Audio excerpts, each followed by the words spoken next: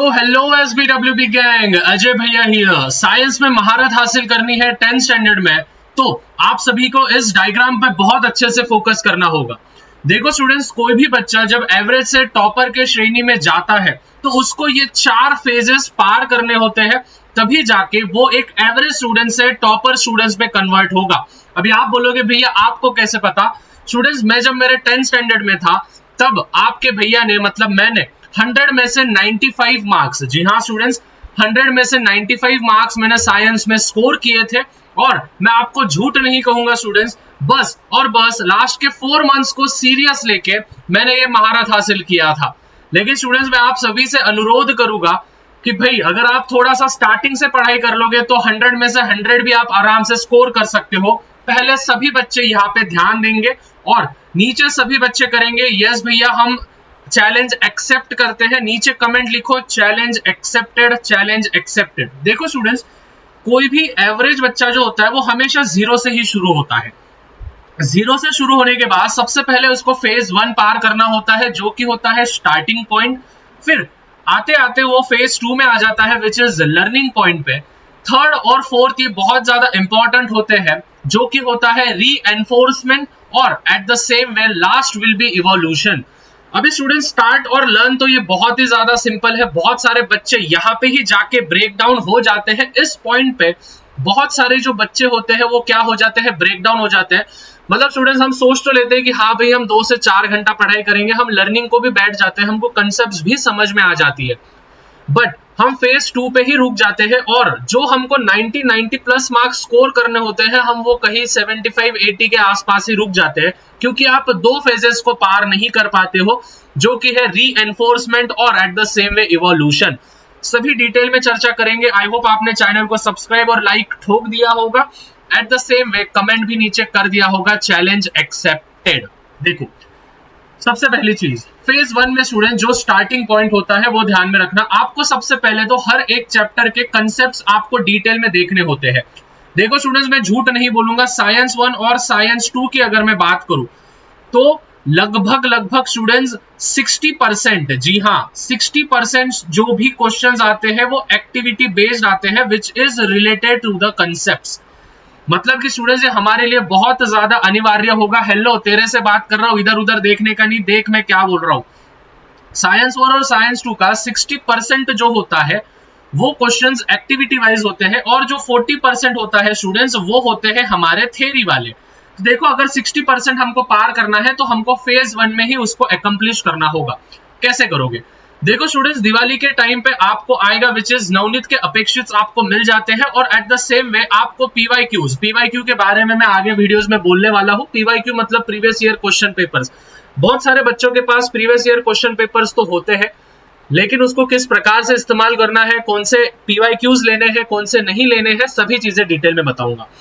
उसके बाद स्टूडेंट्स, बच्चे बोलते हैं कि भैया हम कितने घंटे पढ़ाई करें एग्जाम के टाइम, तो भैया हम 10-10 घंटे भी पढ़ाई कर सकते हैं, बट अगर हमारा नॉर्मल डे होगा तो भाई 1 घंटा भी पढ़ाई नहीं होता है।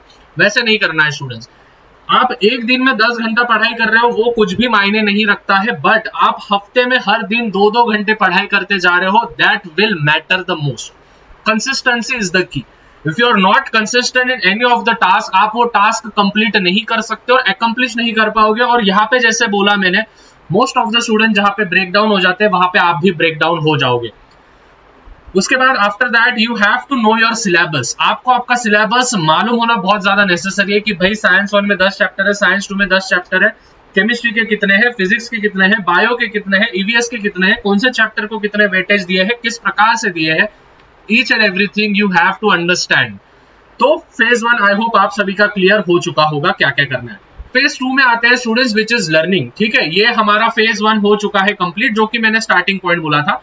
अभी हम आ चुके हैं विच इज फेज 2 पे। फेज 2 पे स्टूडेंट्स आपको ध्यान रखना है, विच इज आपको चैप्टर्स थॉरली रीड करना है। थॉरली का अर्थ है, थॉरली का अर्थ ये होता है स्टूडेंट्स कि आप उस चैप्टर का एक एक माइनर से माइनर चीजें आप देख रहे हो, जो भी डू यू नो है, जो भी फलाना ठिकाना हो, जो डब्बे डुब्बे होते हैं, ईच एंड एवरीथिंग आप उसको कर रहे हो। उसके बाद स्टूडेंट्स क्रिएट माइंड मैप्स। अभी आप बोलोगे भैया यार ये बोलने में तो बहुत इजी होता है, लेकिन माइंड मैप्स आपको कहाँ पे मिलेंगे? देखो स्टूडेंट्स, एक बात बोलता हूं मैं, आप चाहे कोई भी पर्टिकुलर डाइजेस्ट आप फॉलो करते हो, उस डाइजेस्ट के लास्ट में, ठीक है, अभी मैं तो मेरे टाइम पे तो नवनीत का डाइजेस्ट इस्तेमाल करता था, उसके लास्ट में स्टूडेंट्स आपको माइंड मैप्स होते हैं, ठीक है, मतलब ऐसे चार्ट्स होते हैं, राइट, जैसे एलिमेंट्स है तो एलिमेंट्स के 3 types, metals, non metals, metalloids, ठीक है, तो ऐसे आपको माइंड मैप्स दिए हैं। अभी होगा क्या स्टूडेंट्स, आप जब चैप्टर को थोरोली रीड कर लोगे, उसको रीड करने के बाद स्टूडेंट्स आप माइंड मैप्स के मदद से चैप्टर को समराइज कर सकते हो, तो समरी का पॉइंट भी यहाँ पे कवर हो जाता है आपका। माइंड मैप्स क्लियर हो गया तो आपका समरी भी हो जाता है। अभी स्टूडेंट्स माइंड मैप समझ गया, समरी हो गया, तो खुद का एक पेज के नोट्स बनाओ, मतलब एक पेज में एकदम छोटी छोटी बारीक सारीक हैंडराइटिंग में आप क्या करो, छोटे छोटे पॉइंट्स नोट डाउन करो कि एक एक पेज में, मतलब 10 पेज में 10 चैप्टर आप लिख लोगे आपके हाथ से, हैंड रिटन नोट्स जिसको हम बोलते हैं। फिर उसके बाद स्टूडेंट्स हम आएंगे which is learning the question answers. It is the one of the most important thing. देखो स्टूडेंट्स, कंसेप्ट कितनी भी अच्छे से समझ में आ जाओ, बट आप पेपर में जाके अगर उसको लिख नहीं पा रहे हो तो जाहिर सी बात है भाई आपके कुछ भी मायने नहीं रहेगा। तो आपको क्वेश्चन एंड आंसर्स अच्छे से लर्न करना है, वो चीजें ध्यान में रखना है। हेलो, तेरे से बात कर रहा हूं, इधर उधर देख मत। फिर उसके बाद apply the formulas and solve the theories, मतलब फॉर्मूलेज वगैरह भी आपको लर्न करने होंगे और थ्योरीज वगैरह भी। अभी स्टूडेंट जिस प्रकार से मैंने बोला था आपको PYQs, previous year question papers, so one of the best book in the Maharashtra. जी हाँ स्टूडेंट्स, डंके की चोट पे कहता हूं भैया के गारंटी पे इस बुक को लेना है आपने। पिछले साल न जाने कितने सारे बच्चों ने इस बुक का फायदा उठाया है, मेरे पास बहुत अच्छे रिव्यूज भी आए हैं। Oswal publishers, Gurukul by Oswal publishers की बुक है ये स्टूडेंट्स। यहाँ पे स्टूडेंट्स ध्यान देना, आपको स्टूडेंट्स क्या क्या मिलने वाला है 2019 से लेके तो 2024 तक के, भले ही वो रिपीटर्स के पेपर हो वगैरह वगैरह, एनीथिंग, सभी पेपर्स के आपको पीवाईक्यूज मिलेंगे, प्रीवियस ईयर क्वेश्चन, प्लस उसके आपको सॉल्यूशंस भी मिलेंगे। मतलब क्वेश्चंस तो मिलने वाले हैं बट उसके सॉल्यूशंस भी आपको मिलेंगे। उसी के साथ साथ स्टूडेंट्स प्लस आपको 3 सैंपल पेपर्स, जी हाँ 3 सैंपल पेपर्स भी आपको मिलने वाले हैं। मतलब 2019, 20, 21, 22, 23, 24 6 साल के क्वेश्चन पेपर्स, उसमें उसके सॉल्यूशंस हर एक सब्जेक्ट के, मराठी, हिंदी, संस्कृत, अरेबिक, जो फलाना ठिकाना जो भी सब्जेक्ट्स है, साइंस, मैथ, एसएसटी, हर एक सब्जेक्ट के। At the same way students 3 sample papers आप जैसे यहाँ पे देख सकते हो, मैं आपको जूम भी करके दिखा देता हूं, ठीक है। तो 3 सैंपल पेपर्स आपको मिलेंगे, पूरे के पूरे सैंपल पेपर सॉल्व पेपर्स होंगे। ये सेमी इंग्लिश के लिए है और ये इंग्लिश मीडियम की है। मतलब ब्लू वाली जो बुक है स्टूडेंट्स वो इंग्लिश मीडियम के लिए है, और जो हमारे स्किन कलर की बुक है या फिर ब्राउन कलर की बुक है वो हमारी होगी सेमी मीडियम मराठी मीडियम के लिए।